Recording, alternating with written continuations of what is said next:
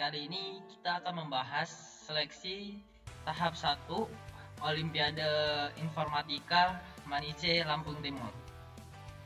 Nah, pada soal pertama ini kita disuruh mencari berapa banyak bilangan dari 1 sampai 2020 yang habis dibagi 3 atau 7. Cara mengerjakannya cukup mudah.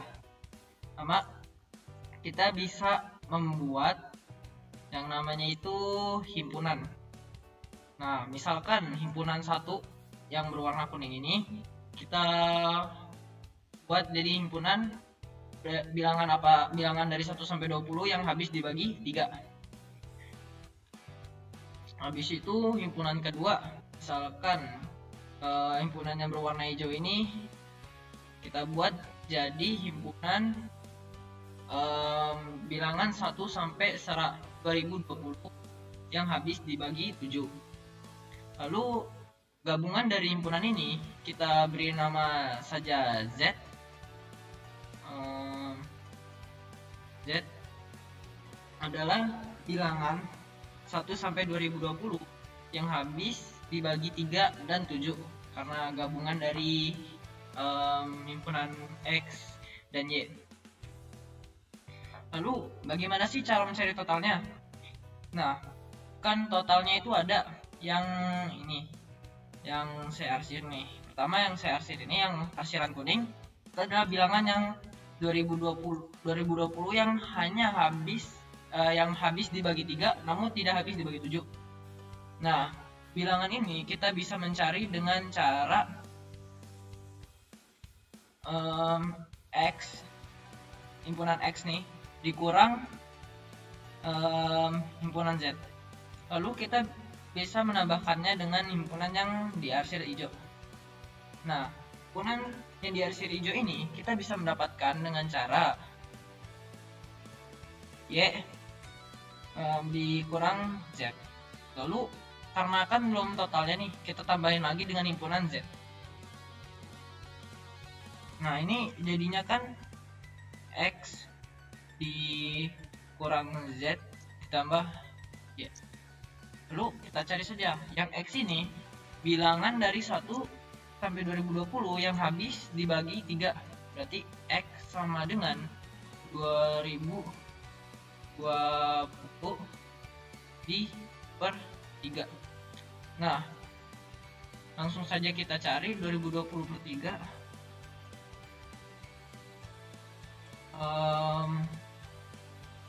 2020 per 6, 18, 22, cukup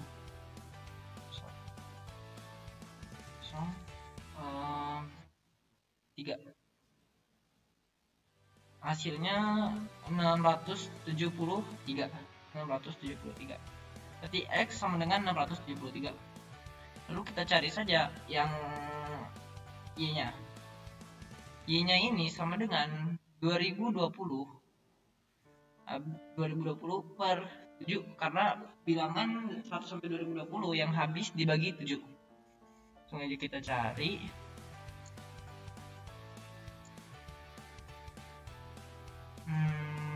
Dua plus 62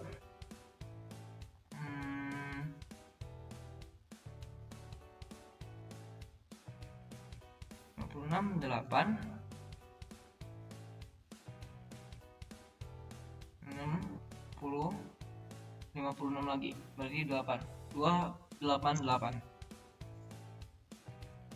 Lalu kita cari yang Z. Nah, yang Z ini adalah bilangan dari 1 sampai 2020 yang habis dibagi 3 dan 7. Nah, kita cari dulu KPK 3 dan 7. KPK dari 3 dan 7 itu adalah 21 kan. Jadi langsung aja kita 2020 per 21. Langsung aja kita cari itu hasilnya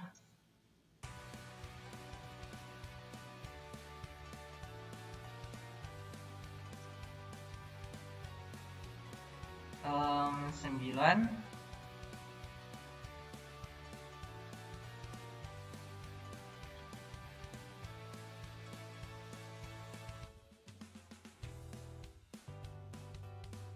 9 9, ini jadi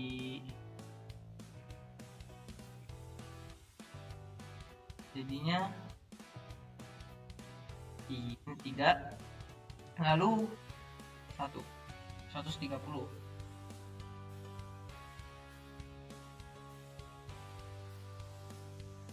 Lalu ini yang mendekati itu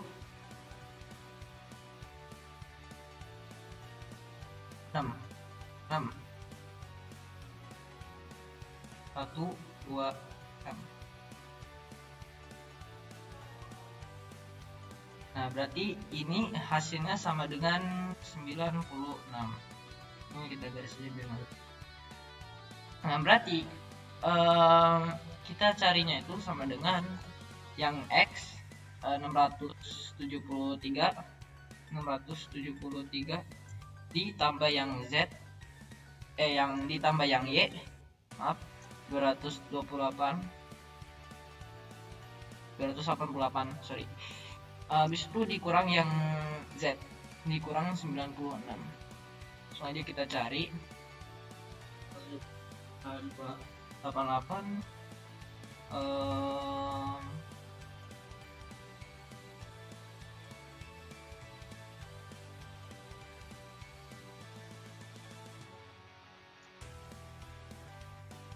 961 dikurang 96.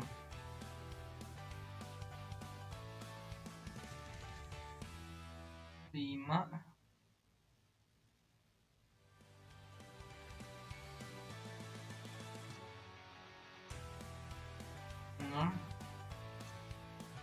865. Berarti hasilnya sama dengan 865.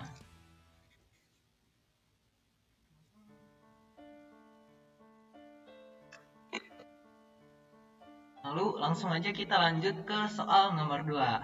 Nah, di soal nomor 2 ini kita diberikan sebuah soal cerita. Di cerita ini, jadi Raja Dengklek itu akan berperang dengan Raja Ganes, dan untuk memaksimalkan kekuatan pasukannya, ia pun harus membawa pasukan berkudanya. Nah, untuk menjaga kudanya itu, ia itu membuat 4x4 petak kandang sebanyak 50 kandang. Tapi kuda Raja Dengklek nggak ramah nih, jadi dia kalau misalkan ada kuda dalam jangkauannya, bisa aja dia saling nyerang tuh. Nah, jangkauan kudanya itu seperti kuda catur, bentuknya itu L. Misalkan kita punya kotak 2x3 nih. Nah, kudanya itu dari sini, maka nanti dia bisa menyerang yang sebelah sini tuh. Nah, lalu kita ditanya nih, berapa banyak kuda maksimal yang bisa dibawa Pak Dengklek ke peperangan. Nah, untuk caranya itu kita tinggal buat kotak dulu 4x4.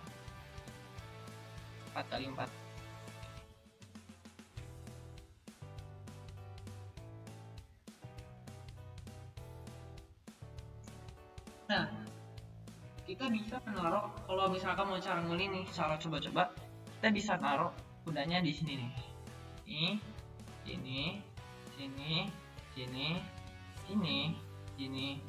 Sini. Jadi maksimal itu ada 8 kuda. Namun kita bisa menggunakan logika kita. Pertama, misalkan kita buat ininya, misalkan kita buat petak lagi 2x3 lagi untuk simulasi doang. Nah, kan petak ini kita gambar dengan hitam putih kan. Nah, kita buat kudanya itu mulai dari sini, lalu dia akan berakhir di kotak sini kan. Nah, kotak berakhirnya itu berbeda warna dari kotak sebelumnya, yaitu yang awalnya dia kotaknya berwarna hitam, dia menjadi kotak berwarna putih. Jadi kita bisa buat logika aja. Nah, dalam kotak 4x4 ini kita terdapat 8 kotak putih dan 8 kotak hitam. Untuk mencegah kuda itu bertarung, kita bisa menaruh kuda itu paling maksimal di kotak yang warnanya sama. Oleh karena itu maksimal dari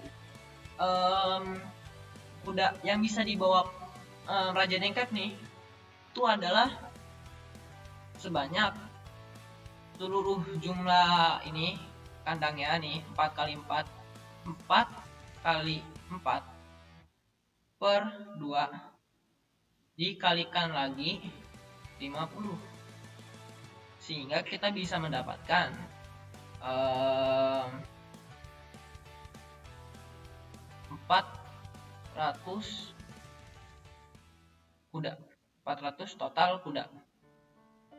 Nah, mudah kan? Hanya dengan menggunakan logika kita bisa langsung menyimpulkan bahwa ada maksimal 400 kuda yang bisa dibawa oleh Raja Nengket. Lalu lanjut saja kita ke soal berikutnya.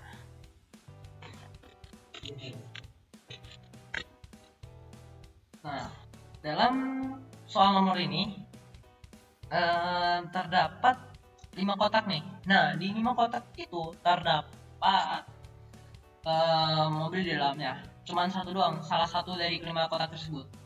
Nah, di setiap kotak terdapat sebuah pernyataan. Nah, dari kelima pernyataan tersebut hanya satu yang benar. Jadi, nih, kita kan udah lewat pernyataan ini nih. Nah, langsung aja kita ini caranya cukup mudah. Kita hanya coba ngecek satu-satu dari kotak ini. Nah, misalkan kita berasumsi bahwa mobil tersebut terdapat di kotak nomor 1 nih ya, terdapat di kotak nomor 1.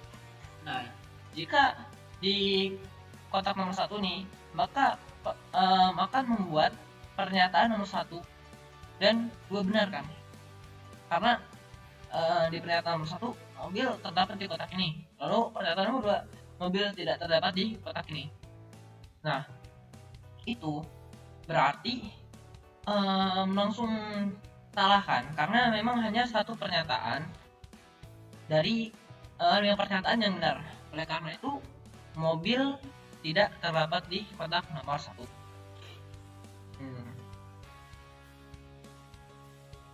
Lalu kita coba nih, misalkan mobilnya terdapat di kotak nomor 2, kita berasumsi seperti itu.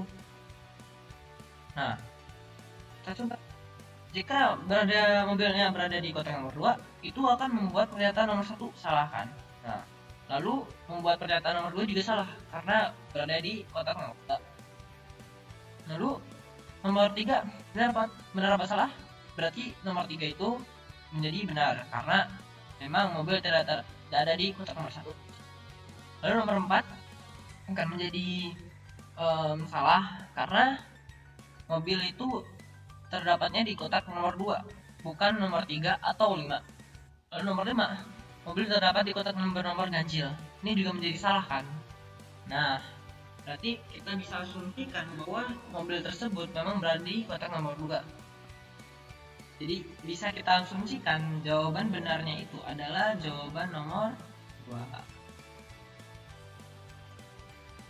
Nah, pada soal berikut ini kita akan diberi variabel P yang bernilai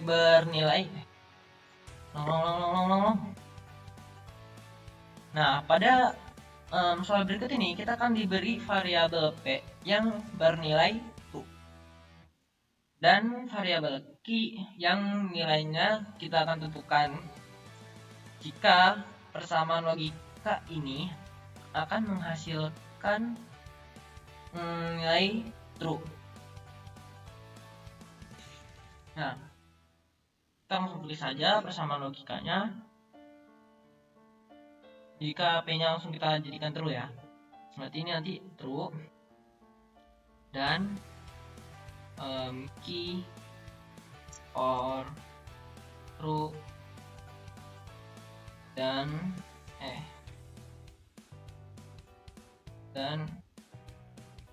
not key or true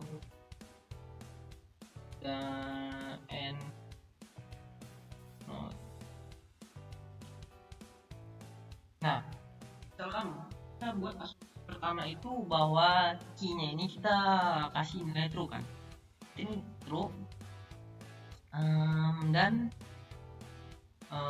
true or true dan not true kan karena ini not true, kita langsung aja kita buat jadi false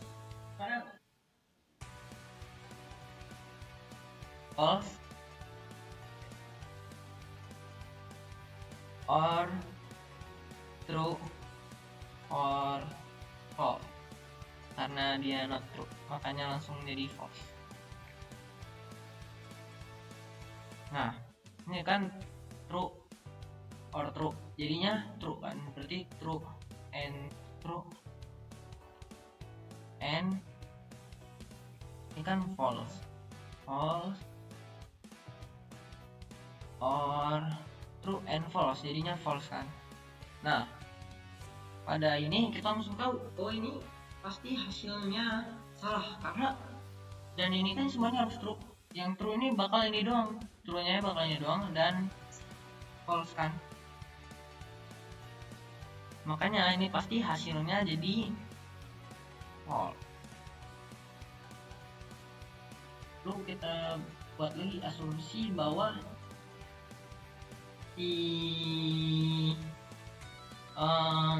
key-nya jadi false kan, kita buat asumsi saja seperti itu karena bisa saja tidak ada hasil atau semua bukan true atau false.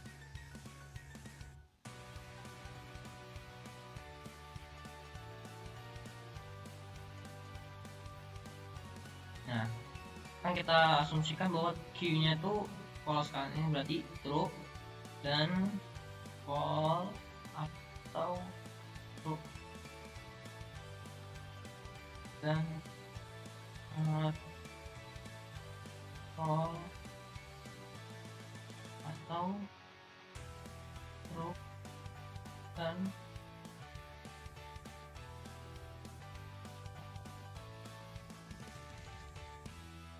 aja ini kan false dan false atau true kan, berarti ini true dan true.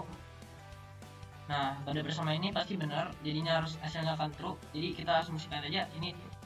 Langsung aja kita, dan not false kan jadinya true, ini berarti dia true atau, nah ini kan true dan not false itu kan true, berarti kita bisa berasumsi bahwa ini true kan, berarti langsung aja kita atau true atau, nah ini kan true, hasilnya true dan true kan true dan true, itu hasil berarti dia sama dengan true. Nah, berarti nilai key yang memenuhi persamaan itu agar menjadi true adalah false, berarti ya jawabannya sama dengan false. Nah langsung saja kita ke soal berikutnya. Pada soal ini kita diberikan 7 orang A, B, C, D, E, F, G untuk duduk di 7 bangku berjajar nih. Nih A, B, C, D, E, F, G duduk di 7 bangku berjajar. Nah namun ada beberapa pernyataan yang harus kita penuhin. Nah pada pernyataan ini B dan A itu ternyata bermusuhan, jadi tidak boleh duduk deketan gitu. Misalkan kita taruh A di bangku pertama, maka B hanya boleh duduk di bangku ketiga, keempat, kelima, keenam, atau ke-7. Lalu ada pernyataan lagi nih, B dan C itu bersahabat, berarti mereka duduknya deketan gitu kan. Maka kita bisa asumsikan C ini boleh duduk di bangku kedua atau bangku ketiga. Lalu bagaimana sih cara mencari tempat duduknya? Kan nggak mungkin kita mau ngulik satu hari acak-acak gitu kan, nggak mungkin kan. Kita langsung aja ke caranya. Pertama itu kita harus cari yang pernyataan nomor 2 dulu. B dan C ini harus berdekatan duduknya kan, jadi B, C ini ada di bangku. Nah, B dan C-nya ini harus berdekatan. Berarti kita harus kasih tanda kurung di sini dan mereka ini kita anggap satu gitu. Namun boleh kita acak-acak di dalam. Nanti kita ini bisa asumsikan bahwa cara nyarinya itu adalah 6 faktorial karena 1 2 3 4 5 6 dan dikali 2 karena yang ini yang dalam kurung ini kita boleh acak-acakan. Maka dengan 1440. Lalu kita cari lagi pernyataan nomor A nya ini, namun masih masuk ke pernyataan nomor B. Nanti jadi kita bisa asumsikan bahwa seperti ini, A, B, C ini duduknya. Lalu sisa 4 bangku. Berarti untuk mencarinya kita pakai 5 faktorial. Nah, ini karena ini nggak bisa kita ubah-ubah, karena bisa kita acak-acak nih tempat ini, bisa aja dia nanti jadinya A, C, B. Nah, A, C, B ini kan memenuhi, jadi nggak bisa kita acak-acak. Maka ini sama dengan 120. Lu mana lagi sih pernyataan A? Bukan ini doang ternyata. Kita nggak bisa balik lagi jadi C, B, A. Terus sisa 4 bangku. Nah, berarti ini kita nyarinya juga 5 faktorial karena memang nggak bisa diacak-acak. Kalau diacak-acak kita bisa aja dapet kayak gini kan. Nah, cara nyari selanjutnya itu cukup mudah, yaitu kita tinggal pernyataan yang B ini dikurang pernyataan yang A ini. Jadi sama dengan 1440 dikurang 120 dikurang 100 sama dengan 1200. Nah kan?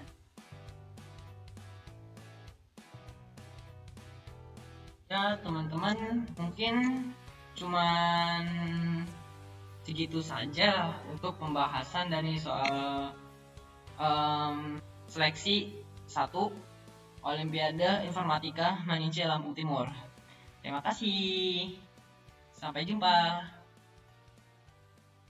Wassalamualaikum warahmatullahi wabarakatuh.